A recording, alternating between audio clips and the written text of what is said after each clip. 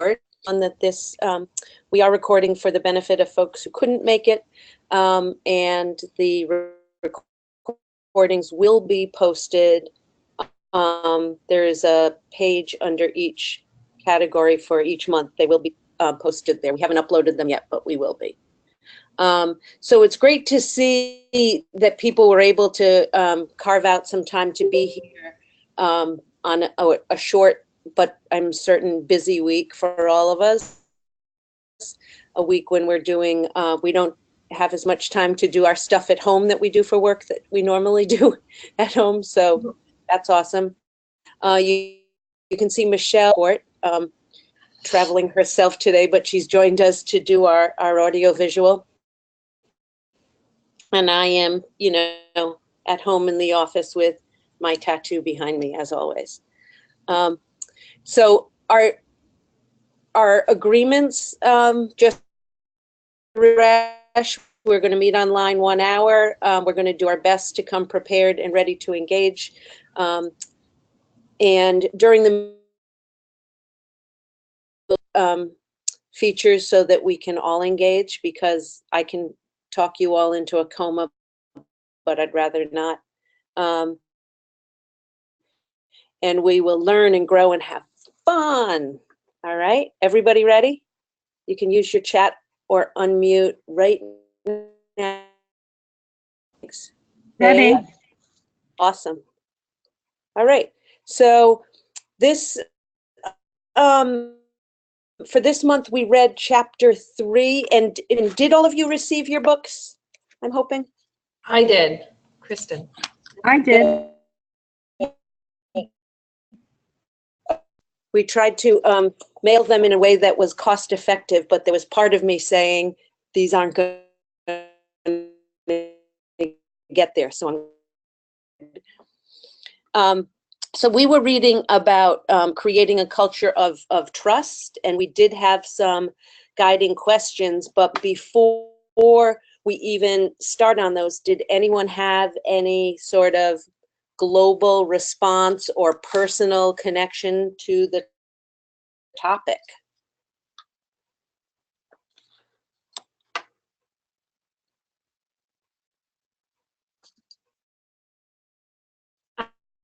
But as I'm reading the chapters, I'm thinking of a million things I should have done differently in some of the past meetings. So I think it's great to kind of revisit that. Yeah, isn't it funny how when you read it, you say, oh, I wish I had read this stuff before.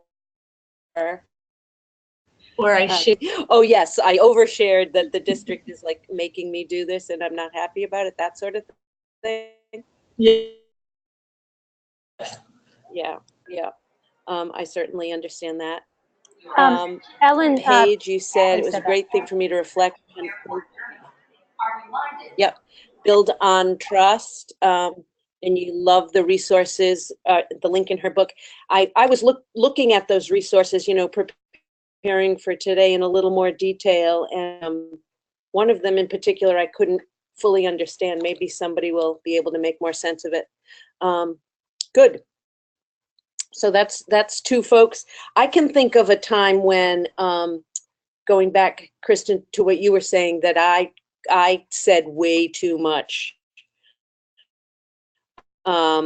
In the end, it eroded my ability to really serve in the role. So I certainly relate to that. Yeah. As soon as it was over, you get that feeling, that sense like, I don't know if I did the right thing there, but yes, I agree. Yeah. Yep. And I think that the person who wrote this book, Elena Aguilar, is an incredibly reflective person. Something that I don't think I will ever be in my proactively, I should say. I always ruminate afterwards. But, you know, every time it says in here, you know, before a meeting, think about this and think into a jam there. Michelle, were you trying to get my attention to tell me Courtney had come? Well, I was going to say something else, but then Courtney and Mary have made a couple of comments. The one thing, 2 things I wanted to say. One is that Elena has a new website. She has like a new company. I think it's called Bright Side or Bright Morning, but there is a link that we can send to you that has all of her resources online that you can access in addition to all the things that she has within the book. So that's one thing. And then secondly is that if you notice in there on how to reflect, one of the suggestions is to be videotaped. And I know that Ellen and I are currently participating in a facilitator certification program where videotaping is mandatory. And I just wanted to remind everybody that we have offered, and we will continue to offer, if anybody would like to, some sort of a videotaping reflective experience. I know it's can be kind of a scary thing to think about, but it is very, very helpful, and I would highly recommend that to folks. This program that we're in, they didn't tell us we were going to be videotaped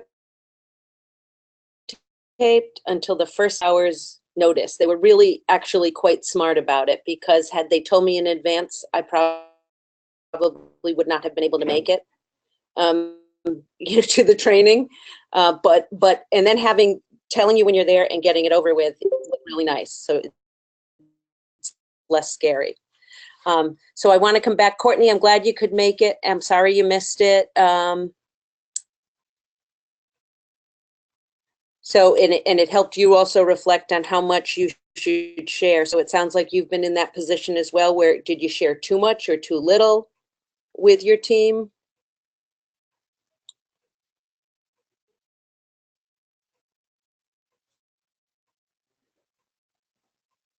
Far too much. Yeah, that seems to be, I think that's our tendency, way, is that we want to share with people and we want to be transparent, and sometimes it's more than we're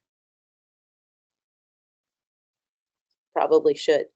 So thank you for sharing that. It's great that we feel already, and even though it's online, that we can really be candid with one another. So I really am noticing that and appreciating it.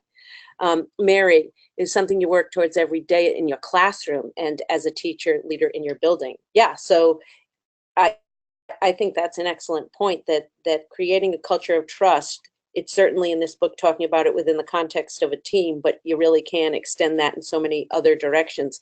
I held a team meeting this weekend, you guys will be happy to know, with my 4 siblings and a couple of spouses, all around the care of my dad, who's 92. And I took meeting minutes and had action steps and sent them out to everyone afterwards. I asked them if it was a good use of our time. It was really funny. Anyway, but we can certainly apply these things to other places. So let's talk about, let's go through our discussion questions. And what I am going to do, given that we are on an online meeting, and so there's a little delay, I'm going to give folks definite wait time I'm going to give wait time so that we can give people a chance to respond, but the more we hear from everyone, the better. So that first question, how do you define trust? Certainly in the context of, work and team, and how important is it to you? What were people's thoughts there?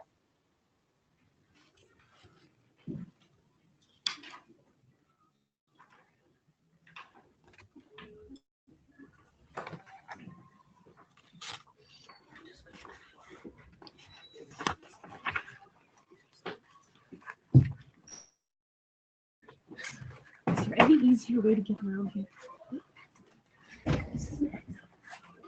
Like 2 kids in the library in Georgia.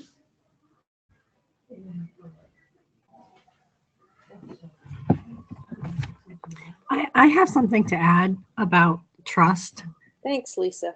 When I was reading the book on page 42, when it said you can't talk your way into trust, you can only behave your way into monitor you're trustworthy. I thought that was a really good definition, because as I think back, being a classroom teacher and having an administrator, I think that's when you trust your administrators, is when they kind of have your back and they stand up for you. And even if you didn't always do the right thing, they might have taken you aside and told you, like, when you didn't do something right, but in front of everyone else, they kind of, had your best interest at heart. And that's when you trusted them. So as the leader, your team will trust you when they know that they have confidence in you. So I think I thought that was a good definition, and I started thinking of what my definition of trust is. And I think you have to model trust and gain trust in your team. And it's not something that you get with words, but through actions. Nice. Yeah. Anybody else have similar thoughts about that? What I was hearing you say, Lisa, was respect is a big part of trust. That Exactly. your administrators who you really trusted, you felt had respect enough for you to not embarrass you, basically, or make you feel uncomfortable or evaluated in front of your colleagues. Yeah, I think, respect is a big part of that. They all make mistakes. Oh, yes. I make them regularly so that I can learn from them and share with you guys. So I'm doing that for you. Thank you. So Kristen had shared, I define trust as following through on what I say I will do and listening to all. So, and that, Kristen, do you ever find it's difficult to do that because we say that we'll do more than we are actually, in fact, capable of doing? At times I find that that's more to do with like an organizational piece of mine if I'm in several meetings, and for the most part I will follow through, but I feel as though there have been a couple of times where I've forgotten to do something, and that was just an honest mistake, and then someone reminds me and I get it done. But overall, I do try to be careful of that and not own everything, because that's my other little mistake. I like to control things, and if I want it to be done, I might say, well, I'll do it, and help that way, but that doesn't help anybody else. I think sometimes not sometimes, oftentimes there's very little time. There is a sense of urgency. We need to get things done. So there's I know I could do that quickly and I'd be certain it was done and we wouldn't run the risk of coming back together and we were missing pieces, but then that's hard. And that might not be communicating that you trust other people to rise to the occasion as well. I also was reminded of something else that I think we tend to do, and the last person that spoke had mentioned it, but sort of looking at people's intent from their perspective and find their actions were, and sort of reflecting out loud rather than throwing someone under the bus, kind of trying to figure out where they were coming from. And so I think that makes them feel safe in that particular environment and doesn't feel like they're called out if they did make a mistake or something didn't go well. That is an excellent point, and I'm glad that you brought that back up. I think, what's going through my mind is the times when I've been facilitating a meeting that maybe I was particularly stressed about it or worried, or it was challenging for any number of reasons. And that's when I always found it hardest to do exactly what you're saying, which is so important to say, well, what's the intent behind what this person has said or done? I just got really big. Okay, I feel better now. the video, the webcam. You said being able to define why you are doing something and being able to demonstrate self-awareness when you are questioned. Modeling a two-way culture.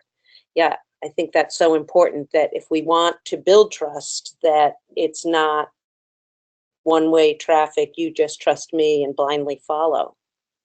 That's do you find, Mary, that's harder to do in the classroom than with adults, or vice versa? I'm curious. I think children are far more pliable than the adults. So by this point in the year, you've earned their trust, and they realize, the students, and they realize that you have their backs. And for some classroom teachers to learn, you don't call a student out in front of everybody else. When working with the adults, we're all chiefs, and it's the camaraderie aspect is so important, that everybody's valued, everybody's a participant. Of a bunch of chiefs now turning into, let's say, all Indians with a leader Indian.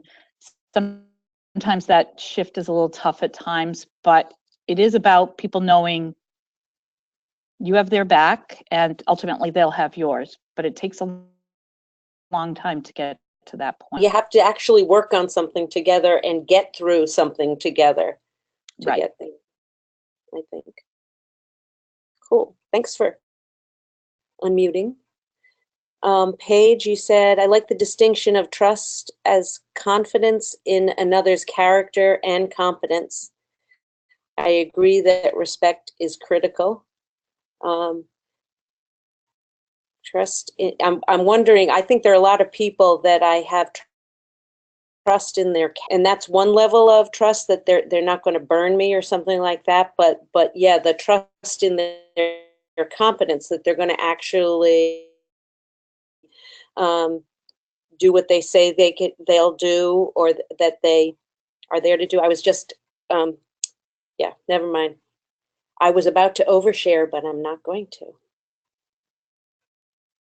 Cool. Colleen, you shared, I like the phrase, know who you are and who you want to be. I think it's important that my team trusts me and that I trust them.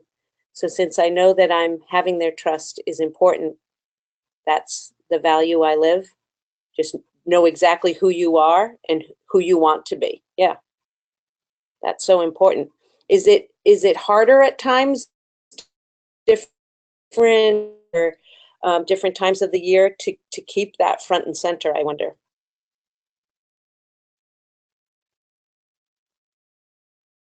No, awesome. That's your true north, Colleen. Your North Star, I mean. Trust your team all the way. Awesome. Okay. All right. I don't know if anyone else had any points. Michelle, did I miss any others in the chat? Did I miss any others in the chat?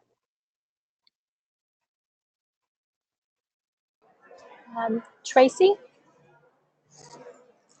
I don't think so. Oh, hi, Tracy. I'm glad that you're here. Okay, so the next question, and so we've touched on some of this. What things do you do already to build trust? The book talked about all these. What are there some of those that you do already, or is there something else that you do or have done?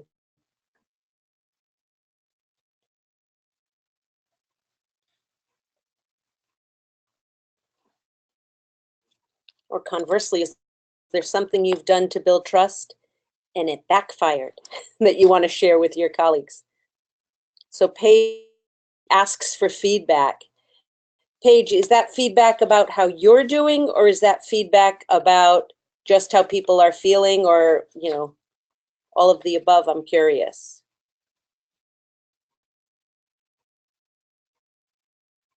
Kristen says she focuses on successes and says, I don't know. You know, Kristen, I almost jumped ahead to that when you were talking before, when you said, sometimes I come to a meeting and I haven't done something that I said I'd do. That was a powerful one for me, because I remember living this when I was in school psych once. Somebody burned me terribly, not a meeting, but I came in the office guns blazing,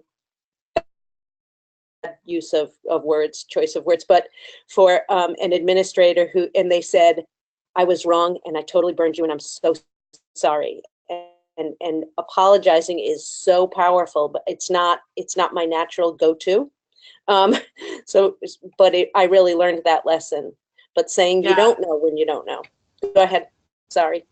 I was just going to say, I hadn't done that before, but I had watched somebody facilitating a meeting, and I got nervous when they would ask a question that I didn't know, but then I watched that person say, oh, I don't know that. Let's see if I can find out, or, you know, and I was like, oh, of course. Why can't we just say, I don't know? You know, yeah. And that we'll find out. Exactly. I mean, you can't say you don't know every time Everything. about everything, or you might be No, in a that would be a position. problem. But yeah, I had never thought it was okay to do that myself. Like, I always had to have the answer, and I think that people read it. We're making stuff up, and it's better to say, I'm not sure about that, or I don't know, and I am going to find out. And then that you build trust by actually following up the answers. Cool. So Paige was saying all of the above, asking for feedback about how she's doing herself, as well as about, you know, decisions that are being made and what's happening. And also, I always apologize when I'm wrong, which, again, great thing to do. Paige, you and I were just together chatting about restorative practices, and we were talking about that whole, well, what can you do to make things right when you get to that question? The apologizing really goes a long way. Courtney shared the same thing. Yes, apologizing when you are wrong and learning how to be comfortable with not having all the answers. And that's hard sometimes, I think. Really hard for me at times. Colleen said our team tried to meet last year regularly, and we try to share ideas prior to implementing them. Afterwards, we ask what each other thought. It seems we're all comfortable to share. Whoops. It seems we're all comfortable to share with each other and to ask for each other's advice, and that builds trust. Cool. Mary, completing the tasks assigned in a timely manner, or falling on the sword when I couldn't. Do you have a move for that? Offering to help with a team when a team member feels overwhelmed, adjusting times and timelines as necessary. That's so true. So, I mean, you know, I'm the queen of, and when do you think you can have that done by? But we set.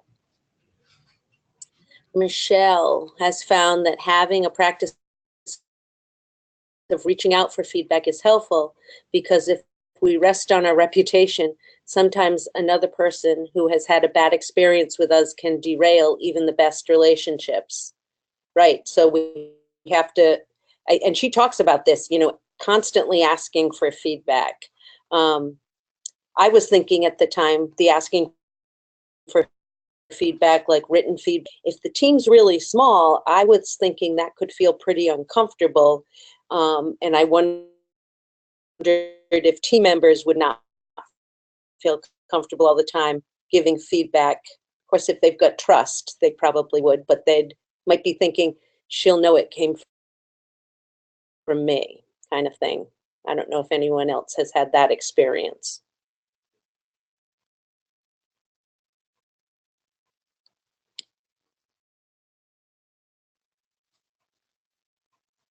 All right. So of the moves that Elena did talk about, where do I have these?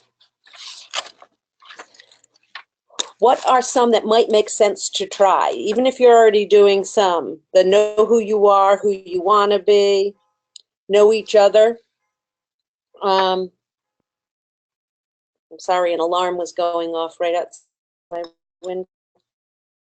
Keep your commitments, expect others to keep them, be transparent about your leadership choices, clarify agendas, always ask for feedback, apologize, say you know, reflect regularly on the team process, foster a culture of learning, surface team member strengths, celebrate successes, acknowledge areas for growth, practice appreciation, appreciate yourself, play and have fun.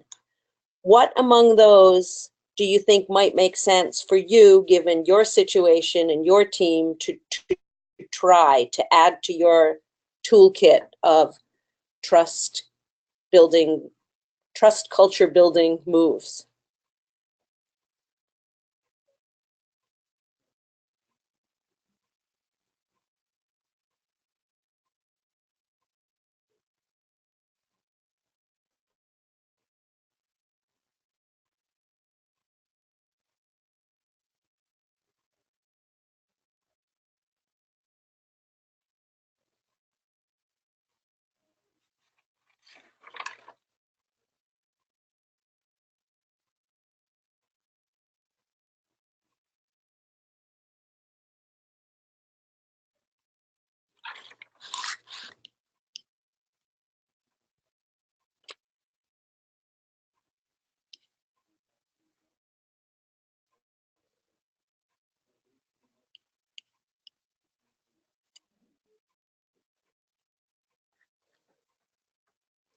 So nobody's active.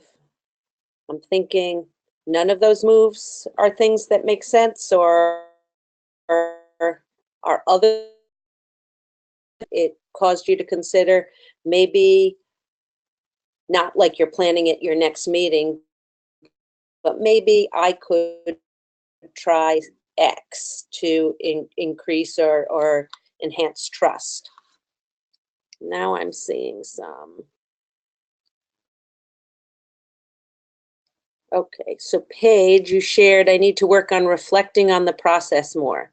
Sometimes we get moving so fast and in so many directions that I don't take time to reflect on the process. I'm willing to bet there are heads nodding all across the state right now to that. I think we do get moving so fast, and when things are going well, we don't think, oh, we should reflect right now on why things are going well, when we can in fact learn from it. And when things aren't going well, sometimes it's just we've got to get out the fire extinguishers pretty quickly. So that is a good thing to focus on. Does anyone else find that that happens to them, that they have trouble finding time to reflect on the process? That definitely has happened to me. And I have, I'm sure other people probably have like monthly meetings where you have to sort of report back to maybe admin. And it's helpful if you have an opportunity to either reflect on the meeting with them at the moment, but also reflect on things that you might have done differently or things that you want to focus on for next time if you're visiting with them. Right. You have to have some real trust, Kristen, with admin to be able to feel like and what I'd like to do better next time, huh? Yes. Are the admin in the meetings that you're facilitating or not?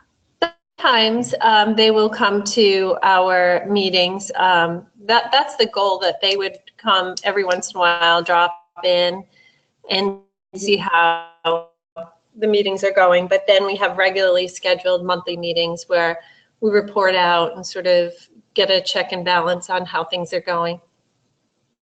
Okay. A little bit of both. Okay, Ellen, thank you. Yes. I'm sorry to interrupt. I'm going to have to be leaving, but one point I want to make that I think we could do a better job at is celebrating our successes, because I think we don't do enough of that. I think we do it with our students, but I think as leaders, we don't do enough of that. I think we're a little too humble sometimes. And I think we have a lot of successes that we don't share. And I think we need to do more of that. I think I agree. It's we don't oftentimes say, hey, yay, we implemented it, we got it there. There's the perfectionism piece, right? Oh, but we should have done this and we should have done that. Mm-hmm. So thank you for pointing that out, Lisa. And Michelle is recording the session, and we will get that uploaded so you can see the rest if you want. Okay. And Michelle, I'll see you for our meeting with Lori. Okay. Just give me the thumbs up. Bye-bye. Bye. Okay, so Mary, you were saying surface team member strengths and weaknesses. I think I have to learn more about my team through icebreakers. Yeah, I think that one part that resonated with me, I think it was in reading this, I'm reading too many things, saying you don't necessarily say, oh, I want, how about if you create those graphs because you don't contribute enough to the team, hidden message, as opposed to this is something that is a real strength of yours. Are you willing to do that?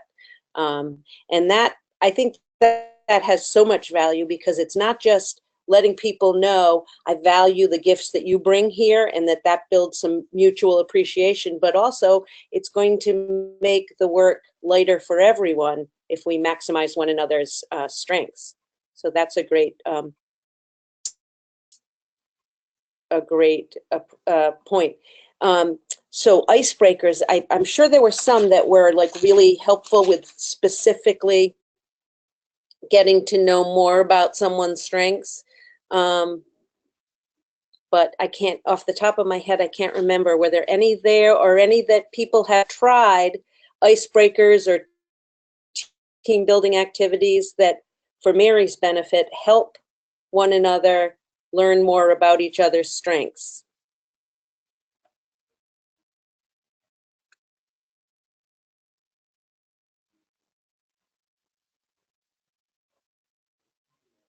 But one thing that comes to my mind, and it's not from an icebreaker so much, but if there were some sort of a routine of appreciations, you'd be hitting that one as well, that each team member, randomly gets a name and appreciates something about the other person.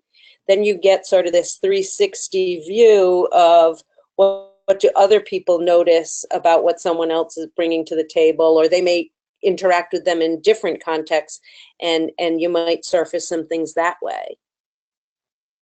So thank you. I like that better than two truths and a lie. So I was racking my brain. And so everyone else knows the committee that I'm on is relatively new. It's only a year old. So we've had our growing pains and some changes in personnel. And so we're back up again next week. It's been 6 months since the last time we met. So I'm just trying to approach things slightly differently this year to engage. Yep.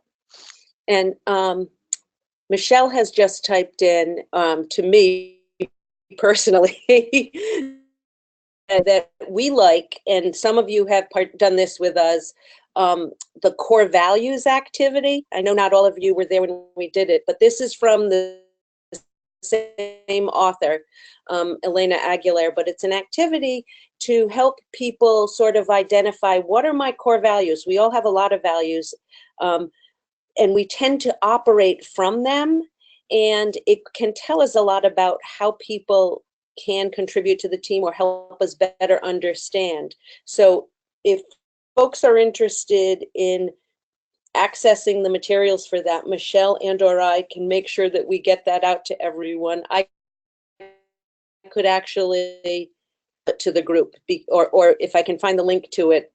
I don't want to put it in our online resource when it's a link. Paige is saying she saw that on her website, but did not see what the activity was. So Paige, it's that long list of core values. It's like a gazillion on a paper. And the activity, actually, I have the directions because we're going to be doing it with the team. Michelle and I are, Monday after Thanksgiving. I'll tell you what the directions are. You say, read through the list on the following page and circle 10 values which you feel are most important to you. And so folks do that, and you don't want to give them a whole lot of time for it. Enough time to read it, certainly all of them, but this shouldn't be a long deliberation. And then you, after everyone's done that, you say, now cross off 5 of those values, leaving you with the 5 most important to you. And everyone, as you remember, those that did it goes, oh, I can't, but they do it. And then once they've done that, you say, now from your list of 5, cross off 2. And you're not saying these aren't values for you, but you're asking them to say, well, what are the 3 basically most important? But you do it in those steps, or I think it's paralyzing to think of just identifying them. And those are most likely your core values. And the directions go on. We can make sure we get them to everyone. It's not that your values are static and never change. And so it's suggested that a couple of things you reflect on: how does this impact how I show up? Is this in making decisions or acting or projecting myself? But also it's recommended that you do it a couple of times a year, excuse me, at least once a year, because things can change over time. As our situations in life change, your core values just shift ever so slightly. And if you were to do it as a team, you don't want to say to people, now share your core values, because that can put pressure, but you can invite them and model a willingness to share them, because it can help the team members get to know the other team members. But we'll send you the directions. How's that sound? So let me see. Kristen had said, oh, and we talked about this, Kristen, the reflecting on. Is there a particular way that you ask for feedback from team members, or does anyone else have a way that they found helps people be really comfortable giving the coach feedback? I actually have not done anything yet, but that is something that I would like to get some feedback, whether it's I don't know, I was thinking of like a Google form or survey, but I would love some feedback on that from everybody else. Has anyone done something like that? Now I remember what question we're on. What do you think you might try? Where they found a way that has been helpful in getting people to give them feedback.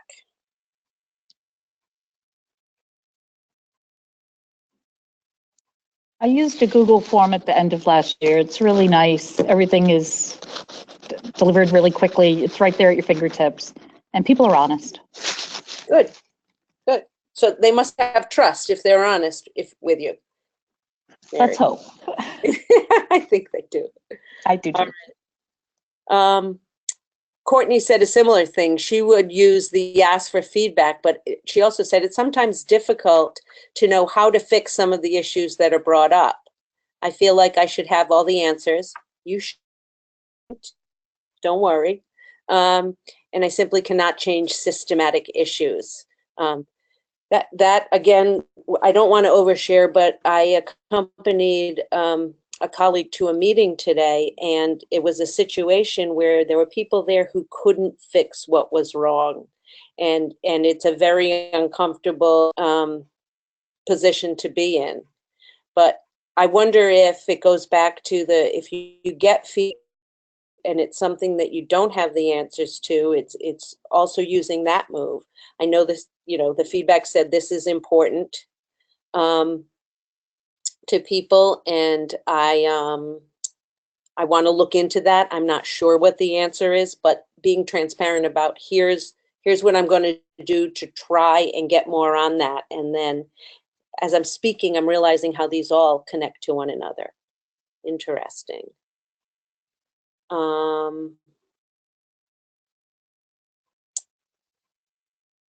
So Michelle, you're reminding me of the locus of control activity.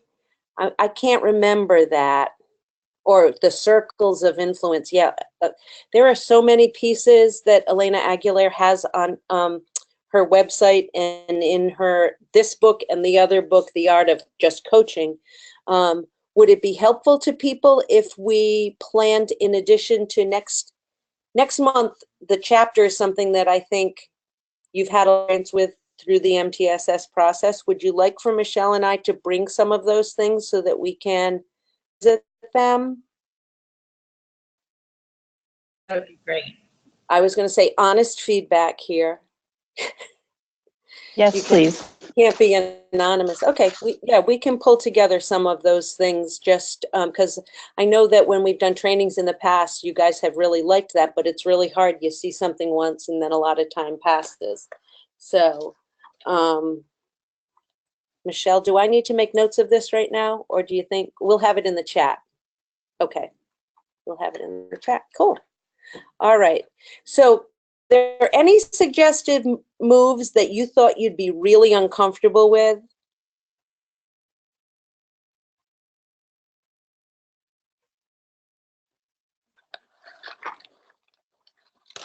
Or perhaps, a supervisor or someone observing you has suggested something like, I would be so uncomfortable with doing that. I was trying to think if any of them. Honestly, I would say the videotaping is probably the one thing that I know probably would help me the most, but I don't know. I don't think I came up for it yet. I'd have to talk myself into it. Yeah. I asked them to use the pretty skinny filter. There is that option. That's good. I pretended that the model one. Yes, the anorexic, the heroin model. Yes, I wish I hadn't said that now that we're taping, but Michelle's saying just do it. It's easier after the first time. That is true. Paige said she would hate to be, although she would hate to be videotaped. Yeah, it's interesting. And I think the first time, if you're going to do videotape, you say to someone, just tape me for 2 minutes. And you focus on, here's something I'm specifically trying to do. I'm trying to do X. I'm going to try to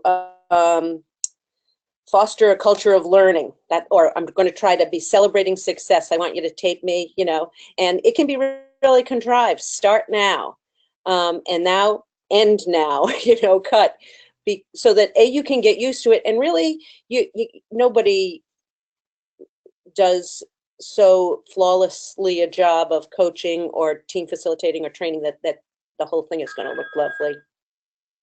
That's very good advice. I like that. Thank you very much. Thank you for focusing on the positive. Yeah. Michelle, your phone is ringing over there in the office. Okay.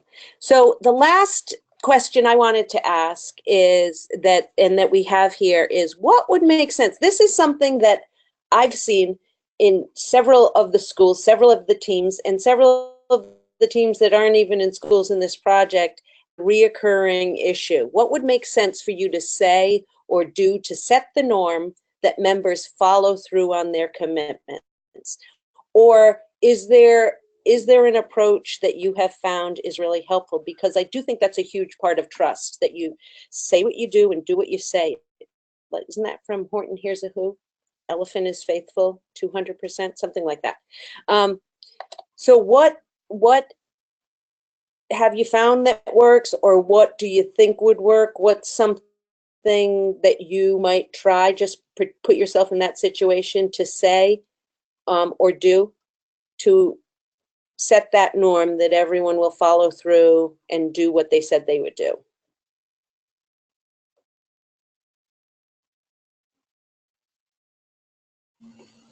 I put together a very small, but one-page rubric, and I know it's not perfect at this point, but just where most of the teams are and where I'd like them to be by the end of the year. And I think what I would like to do is have them do a self-reflection, have them rate themselves first, and sort of then I can go and get some feedback from there and assess them along the way after that. Cool. I love a good rubric. I didn't say it was good. Love a rubric. Maybe we'll peek at it someday. So Paige said modeling the behavior is effective for most. So modeling, getting things done, what you said you'd do. Awesome. And Courtney said action steps on the notes sheet can be pretty powerful. It keeps everyone accountable and gives little reason for excuses.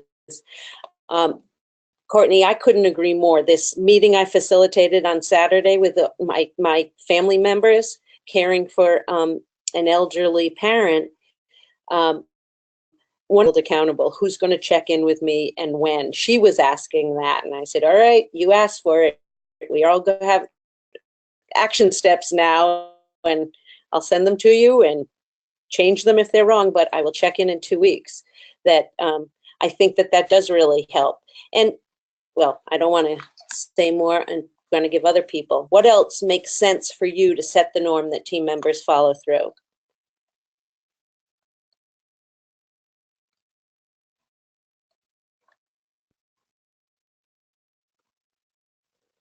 So many staff members have been pleased that this is used because it also levels the field and allows for everyone to participate, not just the choice few.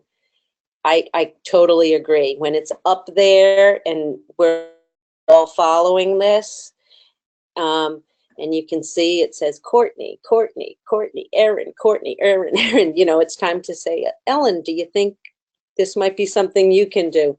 And related to that, what I was going to say before is it's perfectly fine to say, I would I would help with that, but I can't get that done until X time, to really be honest and realistic about what's happening.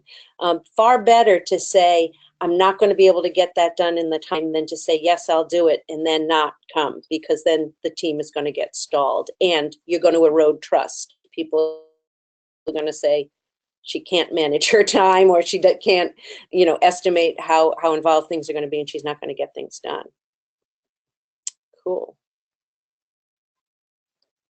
All right.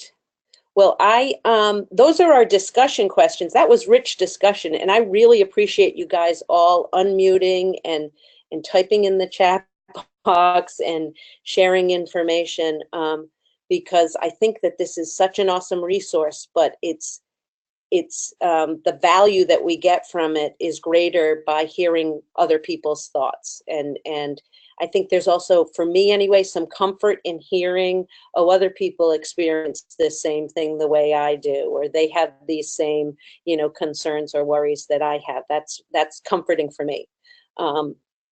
Before, I just want to give a chance for folks to do a share out if there's something on another topic.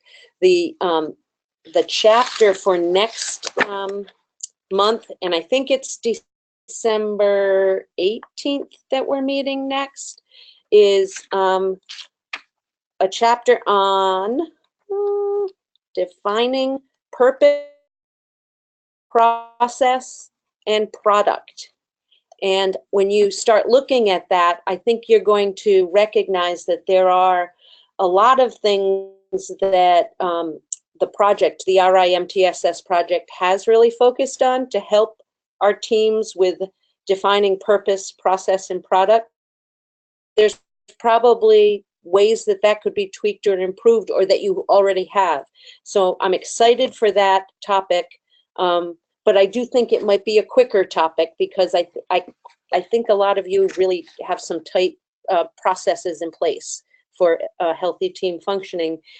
Michelle and I will also bring some of those activities and resources to share from Elena Aguilar, getting to know team members and core values and things like that surfaced when we were talking about these moves today. Is there, I know we have a very little time left, but was there anything that anyone wanted to share? I know when we had our last face-to-face training last year, people said just the opportunity to hear from other valuable, and to hear successes as well as challenges. It's a new school year. Anyone have anything to put out there?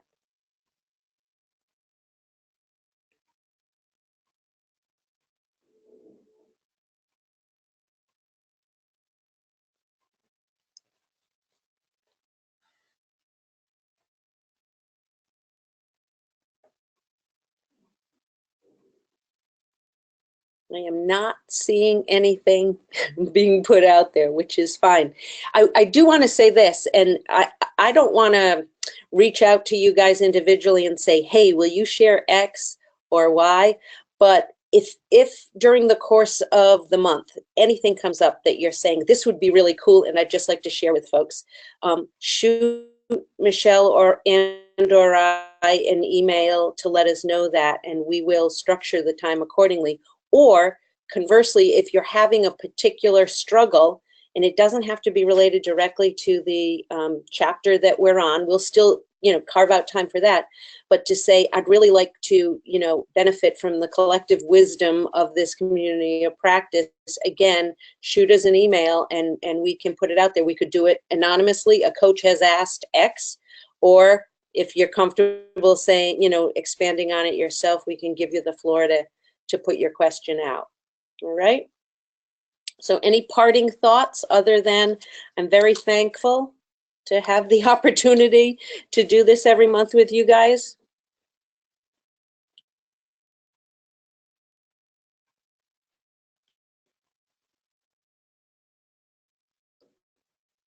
You are welcome, Colleen, always.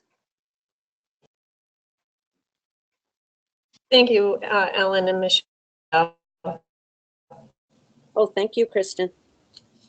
You guys make this great. Oh, back at you, Mary. Thanks, everybody. Happy Thanksgiving. Happy Michelle, to you too. Can you stay on the line for 2 minutes, Michelle, after we close? All right. Thanks. Bye, guys.